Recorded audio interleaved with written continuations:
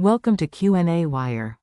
In this problem, we have been given that there is a car, and this car is initially moving at a speed of 66 kilometers per hour.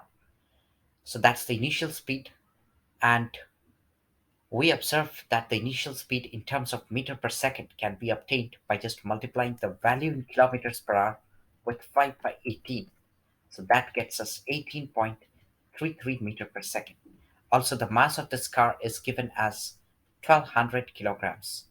So it's given that this car is moving and it strikes a horizontal spring and it's able to come to a rest after traveling a distance of 2.2 meters, and that's the distance by which the spring gets compressed. So let's take the compression as 2.2 meters, and now we have to determine the spring factor of the spring. So applying the energy conservation, the energy carried by this car is the kinetic energy, that's half mv square, and that's getting converted to the spring potential energy, that's half kx squared. So from here, half gets cancelled from both the sides, and we can figure out k by dividing mu square with x square.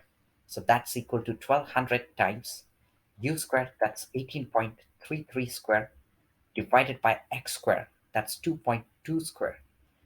When we square this 18.33 and multiply that with 1200, so further we divide it with the square of 2.2, so we're going to get the value of the spring factor as 83,303 newtons per meter. So we can write this as 83.3 kilonewtons per meter. So that's the value of the spring factor here.